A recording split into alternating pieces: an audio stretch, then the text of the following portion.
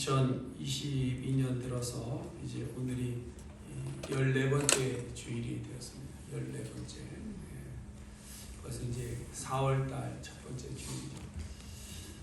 남유다 백성들이 바벨론의 포로로 잡혀간 지 이제 50년이 지나서 바사왕 고레스에 의해서 이제 기환이 이루어진 이 역사적인 기록들을 담고 있는 이 에스라서를 첫 주부터 이렇게 강의하면서 우리가 회복해야 될 두 가지를 말씀드렸습니다. 예배와 성전 재건. 그래서 이렇게라는 시리즈를 이제 두 번째 하고 있는데요.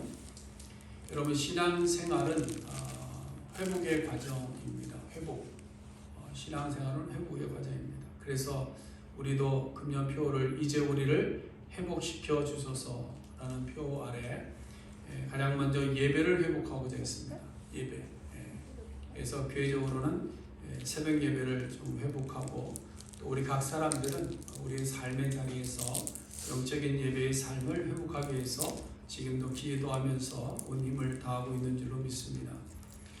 그 다음 두 번째 주제는 남유다 포로 귀한 자들이 성전을 재건한 것처럼 우리도 성전을 재건해야 되는데, 오늘날 우리의 성전은 우리의 몸된 성전입니다. 성령이 거하시는 우리의 몸, 이 몸을 거룩하게 회복하자라는 것이죠. 그것을 이렇게 성전 재건을 이렇게 재건하라 라는 제목으로 벌써 오늘이 네 번째 시간인데요.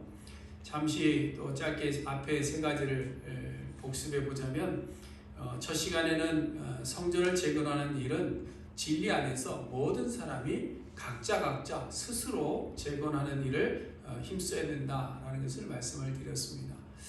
사마리아 사람들이 함께 하자고 할 때에 귀한 자들이 과감히 건조하고 우리가 홀로 성전을 건축하겠다 시작한 것처럼, 우리도 누구를 의지하지 말고 누구한테 맡기지 말고 우리 각 사람이 자신의 몸된 성전을 아름답게 다시 재건하자라는 것입니다. 그 다음에 두 번째 시간에는 우리가 성전을 재건하려고 하면 반드시 따라오는 것이 있는데, 그것은 바로 대적입니다. 대적이 우리를 반드시 따라오게 됩니다. 그래서 우리가 성전을 재건하고 우리의 몸을 거룩한 산 제물로 드리지 못하도록 방해 공작이 반드시 따라오게 되어 있는데, 그렇다고 해서 우리가 실망하거나 포기하거나 넘어지면 안 된다.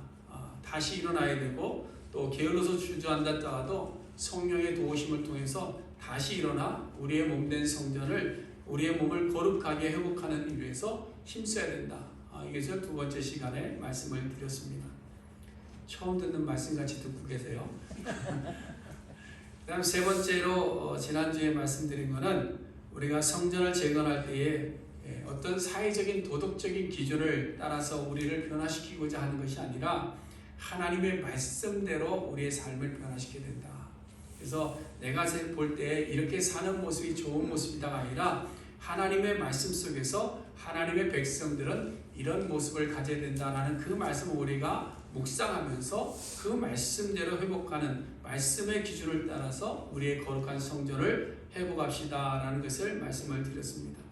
그리고 염려와 근심으로 부정적인 생각 가운데 미리 주저앉지 말고, 오직 무엇을 강하게 하고 마음을 강하게 하고 담대해서 죄와 싸우고 방해하는 생각과 환경과 맞서 싸워서 우리의 성전을 재건하자 그랬습니다. 그래서 여러분, 우리가 우리의 몸된 성전을 재건해 나갈 때에 중요한 것은 하나님의 기준을 따라서 우리가 담대하게 바로 서는 모습입니다. 비록 우리의 모습이 좀 안 좋을 수도 있잖아요. 그렇죠? 좀 우리가 우리 자신을 평가할 때도 참 추한 모습도 많고 무너진 모습도 많이 있는 것 같습니다. 강단에 올라와서 예배를 인도하다 보니까 갑자기 생각난 게, 제가 예배 온 지가 벌써 11년째 되는 것 같아요. 4월 첫 주에 제가 온 걸로 이렇게 기억하는데, 우리가 그동안에도 얼마나 제 삶을 이렇게 뒤를 돌아보니까 참 부족한 것 뿐이었고, 좀 허물 뿐이었던 그런 모습들을 생각하게 되는데요. 우리의 삶이 다 그렇습니다. 그럼에도 불구하고 우리는 주님이 우리와 함께 하시고 우리에게 힘을 주셔서 우리에게 다시금 일어날 수 있도록 손을 내밀어 주셨기에 우리는 그 손 붙잡고 다시 일어나자라는 것입니다.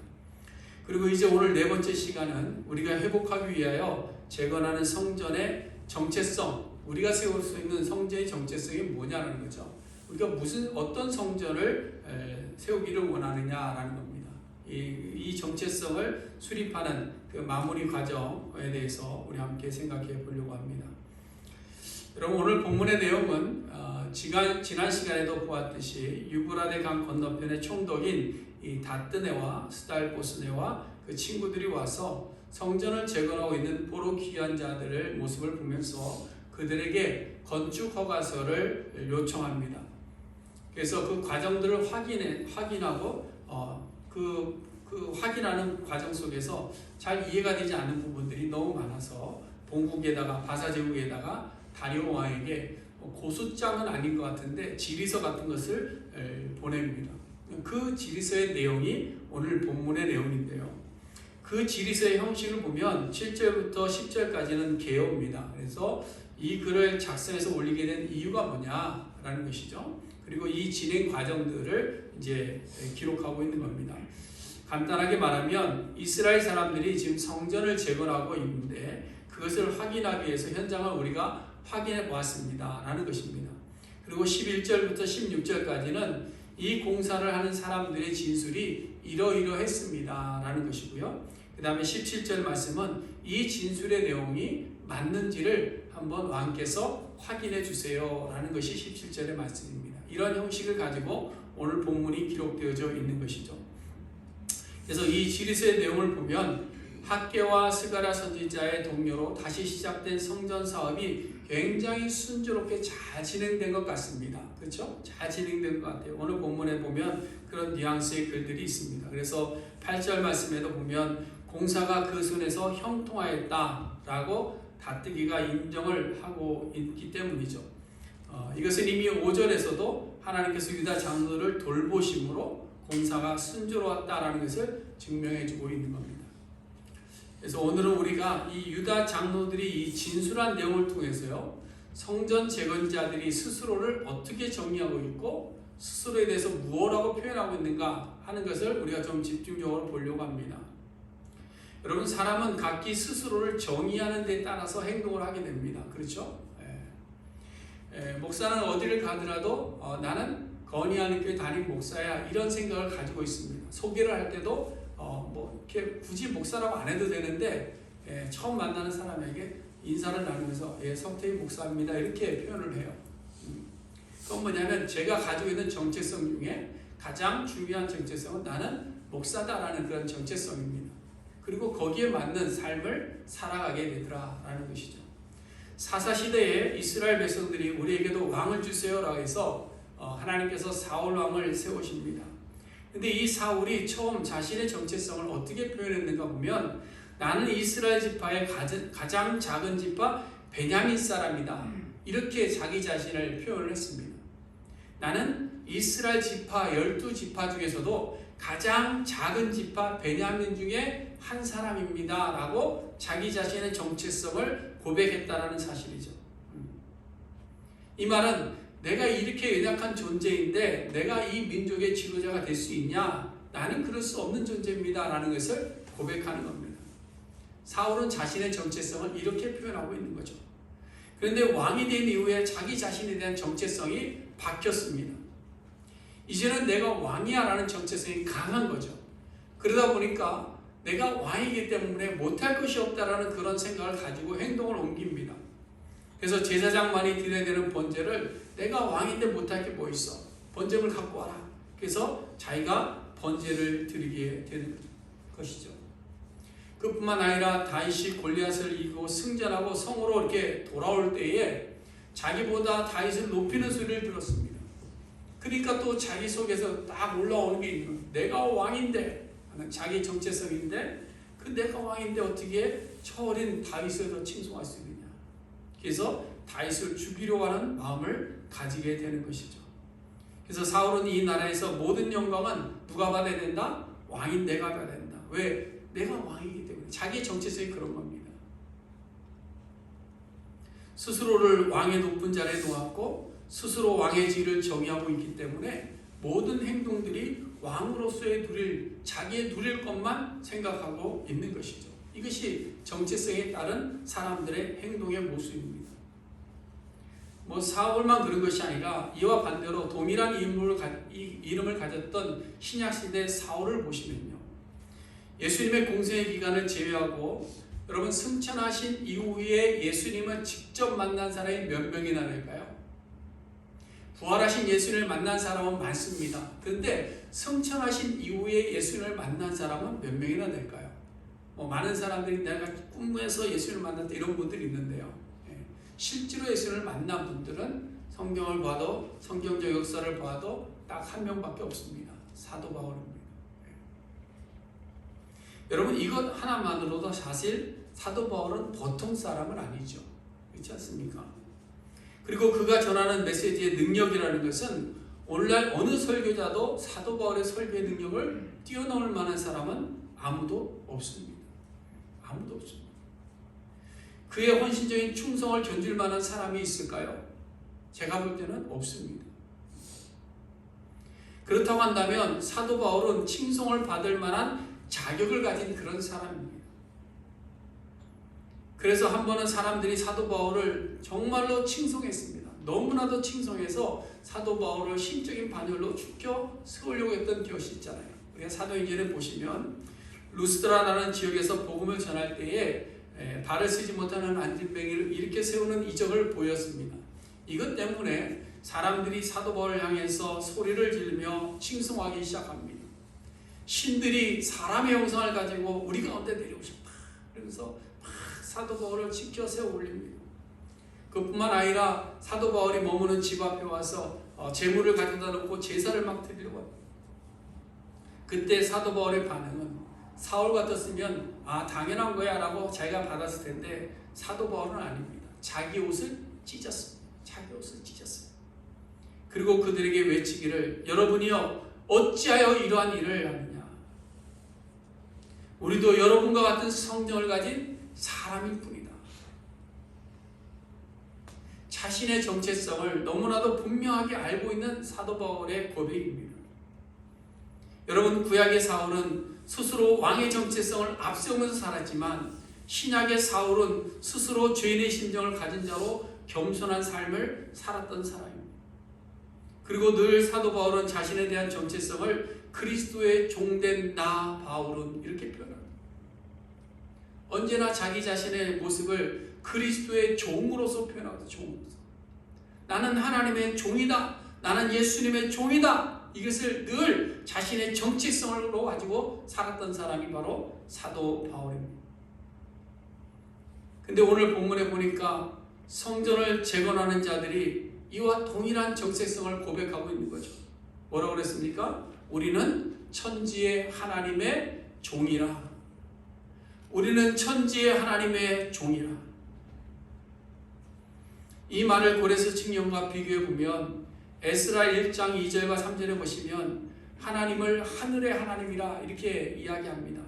또 고레스 왕 이야기할 때 이스라엘의 하나님이라 이렇게 고백을 합니다.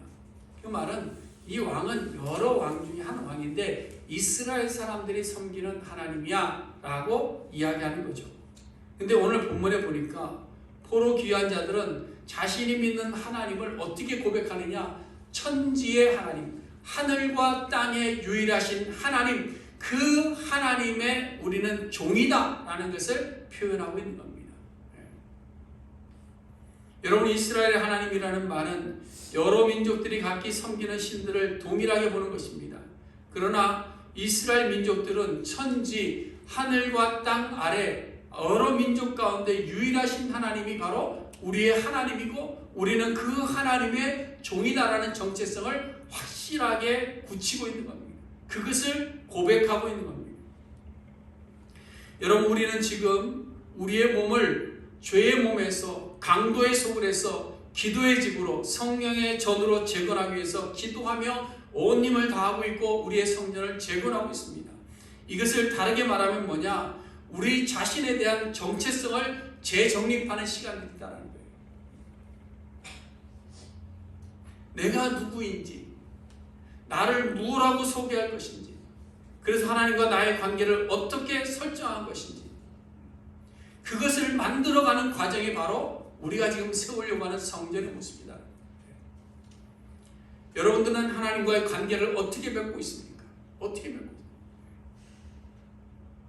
알고 있는 하나님이 아니고, 기독교의 하나님이 아니고, 천지의 하늘과 땅의 유일하신 하나님으로 우리가 관계를 설정하고 있느냐? 우리가 지금 재건하는 것은 그 관계를 설정하고자 하는 겁니다. 그 관계. 어제 새벽에도 참석하신 분들은 들으셨겠지만 잠시 소개해드리자면, 영국의 엘리자베스 여왕이요, 어느 한 가정을 자주 이렇게 방문해서 신앙의 이야기들을 자주 나누었다고 합니다. 그러다가 어느 날은 한번 이분에게 질문을 던졌습니다. 뭐라고 했는가 하면, 혹시 지금까지 이 집을 찾은 손님 중에 가장 귀한 손님이 있다고 한다면 누구겠습니까? 라고 물어봤습니다. 엘리자베스 여왕은 그래도 이 사람이 그동안 나와 신앙의 관계를 가지고 있었기 때문에 당연히 예수님이라고 이야기를 할 줄 알고 질문을 던진 겁니다. 근데 이 집 주인이 말하기를 당연히 폐하가 가장 귀한 손님이었습니다. 폐하보다 더한 손님은 없었습니다. 라고 대답하는 거예요. 그래서 이 엘리자베스 여왕이 조금 실망했다는 거죠. 그래서 이야기하기를 그래도 저보다는 예수님이 좀 가장 귀한 손님이 되어야 되지 않겠습니까? 라고 했더니 이분의 대답이 뭐냐면, 폐하, 예수님은 저희 집에 손님으로 오신 적이 한 번도 없습니다. 예수님은 저희 집의 주인이십니다. 예수님과의 관계의 설정을 주인으로, 한 가족으로 설정하고 있는 것이죠. 손님이 아니다라는 것. 왔다 가는 그런 손님이 아니다라는 것. 우리가 지금 재건하는 성전의 정체성이 그겁니다. 예수님이 나의 주인이 되는 그런 우리의 몸을 재건하려고 하는 겁니다. 그리고 우리는 그 성전에서 예배하는 예배자가 되기를 원하고, 그 성전 안에서 예수님의 종이 되기를 원하는 겁니다. 베드로 사도가 이야기합니다. 너희는 택하신 족속이요 왕같은 제사장들이요 거룩한 나라요 그의 소유된 백성이라. 모두가 무엇을 이야기하고 있습니까? 예수님이 너희의 주인이시다. 예수가 너희의 왕이시다. 이 이야기를 하고 있는 겁니다. 여러분, 우리가 지금 재건하려고 하는 우리의 몸된 성전은 바로 이러한 성전을 이야기하고 있는 거예요. 그동안 우리는 하나님께서 택한 백성이라는 놀라운 그 은혜를 잊어버리고 살지는 않았습니까? 여러분, 우리는 왕같은 제사장의 직분을 하나님께서 우리 같은 사람들을 부르셔서 우리에게 그 직분을 맡겠다는 것을 망각하고 살지는 않았습니까? 우리는 하나님께서 거룩한 자라 말씀하셨음에도 불구하고 거룩의 모양은 가지고 있었지만 거룩의 능력은 상실하며 살아가고 있지는 않았습니까? 우리는 나의 주인이 하나님이심에도 불구하고 늘 모든 것을 나의 것이라고 착각하면서 살지는 않았냔 말이죠. 그러므로 이제 우리는 다시금 우리의 정체성을 재정립하기를 원하는 겁니다. 확실한 정체성을 확립해서 천지의 하나님의 종으로서 예수 그리스도를 나의 주인으로 모시는 성전을 재건해 갈 수 있는 우리 모두가 될 수 있기를 간절히 소원해 드립니다. 사랑하는 성도 여러분, 예루살렘에 있는 예루살렘의 성전은요, 계속해서 무너졌습니다. 무너졌어요. 솔로몬의 성전도 무너졌습니다. 귀한 자들이 세운 수룹밥의 성전도 무너졌습니다. 헤롯이 그렇게 오랜 기간 동안 건설해 놓았던 화려하게 지은 헤롯의 성전도 다 무너지고 말았습니다. 무엇을 이야기하느냐? 외적으로 보여지는 모든 것들은 무너지고 만다라는 겁니다. 외적인 업적이라는 것은 잠시 보이는 것뿐이라는 겁니다. 그러나 그 무너진 성전을 누가 다시 세웠느냐? 예수님께서 사흘 만에 다시 일으켜 세우신 줄로 믿으시기를 바랍니다. 그 성전을 우리의 마음에 모셔드리고 그 성전 되시는 예수님을 나의 주인으로 모셔드릴 때에 우리 안에 우리의 성전은 아름답게 재건될 줄로 믿습니다. 이것을 우리는 세우는 겁니다. 이것을. 여러분, 하나님께서 말씀하셨습니다. 나의 성전을 아름답게 지어라. 아니잖아요. 내가 거룩하니 너희도 어떻게 해라? 거룩하라. 내가 거룩한 것처럼 나의 형상으로 너희를 지었으니 너희들도 거룩해라. 예수님께서 말씀하십니다. 너희는 내 안에 거하라. 너희는 내 안에 거하라. 내가 너희를 사랑한 것 같이 너희도 나를 사랑하라. 너희는 나를 본받으라. 그래서 사도 바울이 너희 안에 누구의 마음을 품어라? 그리스도 예수의 마음을 품어라 말씀합니다. 다시 말해서 무너진 하나님의 거룩한 형상을 우리가 다시 회복하기 위해서 우리의 성전을 재건해야 되는데 그 구체적인 방법이 뭐냐? 잃어버린 나의 정체성, 천지의 하나님의 종된 나의 정체성, 예수 안에 붙어 있어만 살 수 있는 나의 정체성, 예수 안에 거할 때에 열매 맺을 수 있는 나의 정체성, 예수님이 나의 주인 되시는 그 정체성을, 또한 나는 예수 그리스도의 종된 것을 인정하는 정체성을 우리가 다시금 회복해야 될 줄로 믿습니다. 자, 그럼 정체성을 재확립할 때에 어떻게 시작해야 되느냐? 그럼 무엇부터 시작할까? 여러분, 성전이 무너진 성전을 재확립하려면요, 성전이 무너진 이유를 알고 무너진 성전을 인정할 수 있어야 됩니다. 여러분, 12절 말씀 보시면 우리 조상들이 하늘에 계신 하나님을 노엽게 하였으므로 하나님이 그들을 갈대아 사람 바벨론 왕 느부갓네살의 손에 넘기심에 그가 이 성전을 헐며 이 백성을 사로잡아 바벨론으로 옮겼더니, 이렇게 되어 있습니다. 여러분, 또 학개 선지자가 성전 재건을 건축할 때에 이스라엘 백성들에게 한 말이 뭡니까? 너희는 자기의 행위를 살펴라, 이렇게 이야기합니다.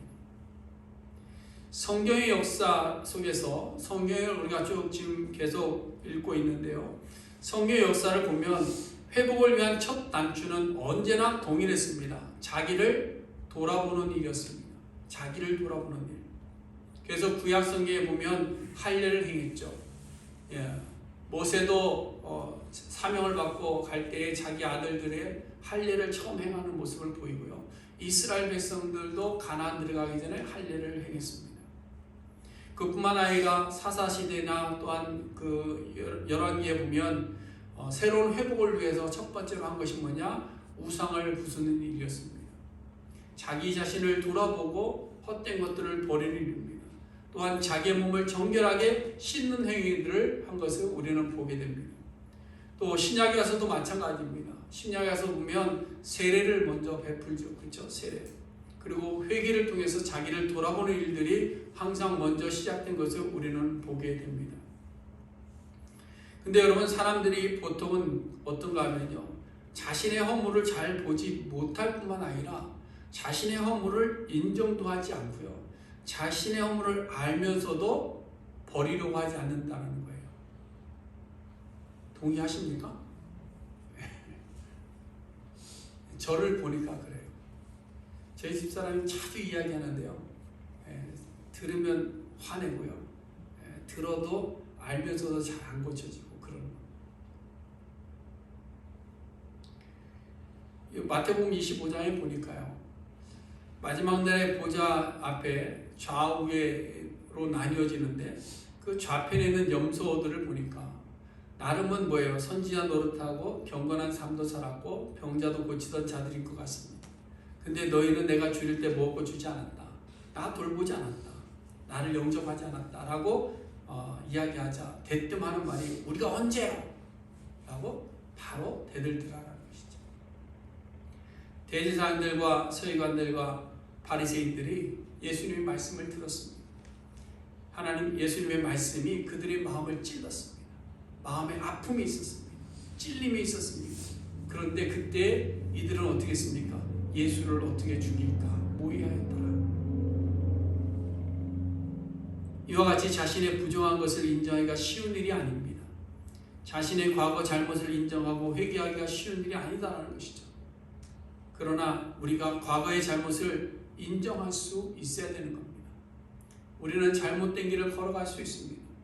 그러나 우리는 그 길이 잘못된 것을 지적받을 때, 말씀을 통해서 지적받을 때 우리는 그것을 인정하려고 하지 않습니다.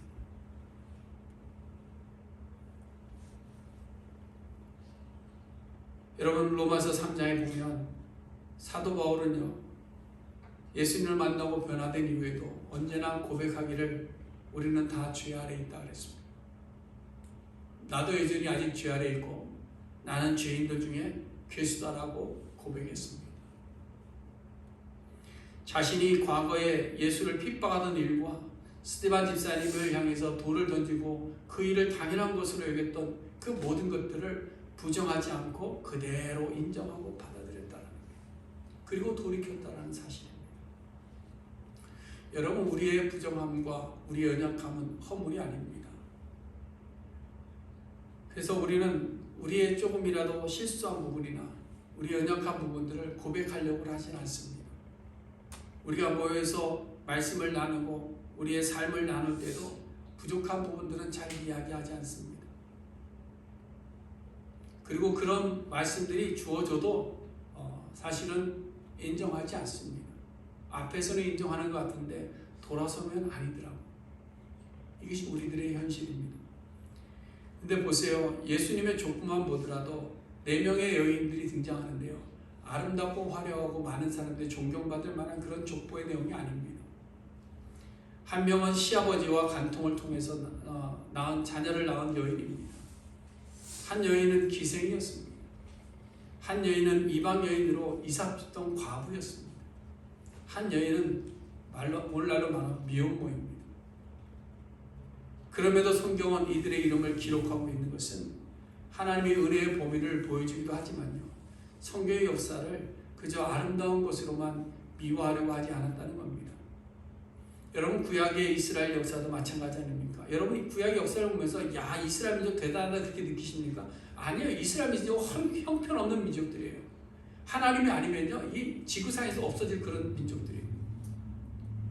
그러나 하나님께서 늘 지키시고 인도하셔서 지금까지 온 것이 이스라엘 민족인데 그들의 실패 연속, 죄에 반복되는 것들을 성경이 다 기록하고 있습니다. 우리의 연약함과 우리의 죄인됨과 우리의 불완전함에 대해서 인정할 수 있어야 됩니다. 여러분, 우리는 완전한 사람이 없습니다. 그렇죠? 혹시 완전하신 분 계신가요?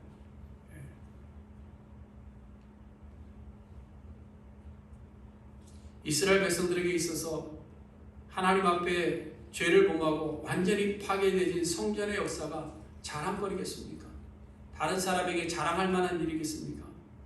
어떻게 보면 지금 다뜨네에게 치욕스러운 자기 조상들의 과거까지 고백할 필요가 없었습니다. 그러나 그들은 지금 성전을 재건하면서 변화된 모습을 보이는 거죠. 우리의 조상들이 하나님을 진노케 하여서, 우리의 조상들이 하나님을 노엽게 하여서 이 성전이 무너졌고 우리는 이 성전을 재건하려고 이곳에 다시 보냄을 받았다. 여러분, 12절은 실패와 오욕의 역사를 인정하고 받아들인 것입니다. 그러나 그것을 인정하고 받아들였더니 13절에 보면 하나님께서 새롭게 회복시키는 놀라운 말도 안 되는 일들이 더욱더 부각되고 나타나더라는 겁니다. 우리의 조상들이 하나님을 노엽게 해서 이 성전이 무너졌는데 하나님께서는 믿지 않는 자들을 세우셔서 다시금 이 성전을 회복할 수 있도록 우리를 이곳에 보내셨습니다. 여러분, 우리도 마찬가지입니다. 우리도 우리의 마음을 새롭게 함으로 변화를 받기 위해서는 말씀이 우리 안에 임할 때에 나를 합리화하지 마시고요, 어쩔 수 없다라고 여러분 핑계하지 마시고요, 듣고도 마음에 상처가 된다고 도리어 시험받았다 이런 말씀하지 마시고요, 우리의 허물을 있는 그대로 고백하고 우리의 마음에 찔림이 있을 때에 하나님 앞에 무릎 꿇어 회개하고 돌아오는 그런 삶을 살아가는 우리 모두가 될 수 있기를 바랍니다. 그래야 변화할 수 있는 거예요. 그래야 우리의 성전을 새롭게 재건할 수 있는 겁니다. 그래야 우리의 몸된 성전이 새로워질 수 있는 것이지 아는 것으로 새로워지지 않는 겁니다. 사랑하는 성도 여러분, 그러므로 우리가 이렇게 재건하는 일, 우리가 재건해야 될 우리 몸된 성전 재건하는 일을 여러분 중단하지 마시기를 바랍니다. 중단하지 마시고 우리가 이 세대를 본받지 않고 무너진 하나님의 형상과 강도의 구렬이 되어버린 우리의 삶을 새롭게 하는 일에 우리 모든 성도님들이 함께 동참할 수 있기를 바랍니다. 그리고 서로 의지하며 잡아주고 끌어주면서 기도의 동지가 되어서 우리의 성전을 함께 재건해가는 우리 모두가 될 수 있기를 간절히 바랍니다.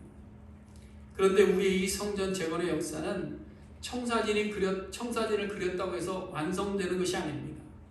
여러분, 공법을 다 숙지했다고 해서 그 건물이 그냥 세워지지 않습니다. 여러분, 좋은 재료들을 많이 가지고 있다고 해서 그 가지고 모든 것이 집이 만들어지는 것은 아니다라는 거예요. 아니다. 어떻게 하면 되느냐? 여러분, 운동선수들을 보면 알 수 있어요. 여러분, 운동선수들이요, 한 번의 순간적인 반응을 기대하면서요, 같은 동작을 얼마나 수없이 반복하는 줄 아십니까? 저는 선수생활을 해봤기 때문에 그걸 알아요.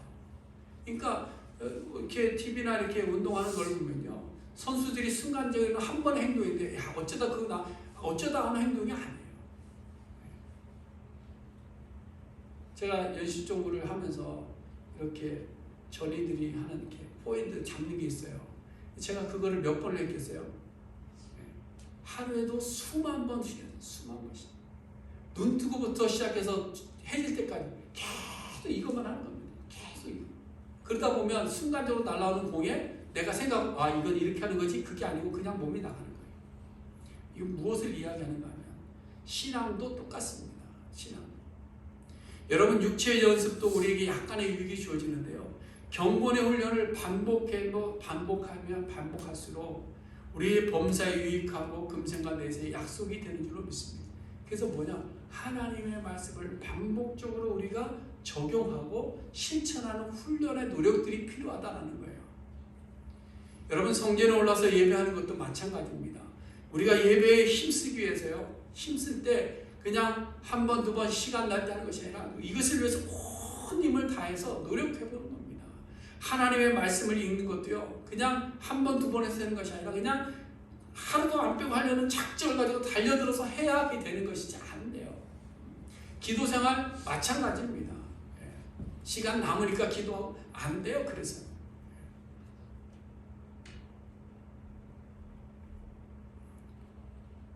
사랑하는 성도 여러분, 우리의 성전을 재건해야 되는데 어떻게 해야 되느냐? 예수님을 우리의 손님이 아닌 주인으로 모셔드리고 우리가 그 예수님의 말씀에 반복적으로 순종하면서 살아갈 때에 우리의 삶은 새로워지고 우리의 몸된 성전은 건축되어질 줄로 믿습니다. 그래서 우리의 정체성을 재확립합시다. 하나님의 종입니다. 우리는 천지의 하나님의 종입니다. 이것을 분명히 확실히 우리가 인정하고 우리가 하나님 앞에서 주인됨을 또 인정하고 오직 말씀 앞에 겸손히 말씀대로 변화를 받아서 우리의 몸이 거룩한 성전이 되고 우리가 거룩한 산 제물이 되어서 우리들의 삶 속에서 영적 예배자로 살아갈 수 있는 우리 모두가 될 수 있기를 주님의 이름으로 간절히 소원해 드립니다. 기도하겠습니다. 고마우신 하나님,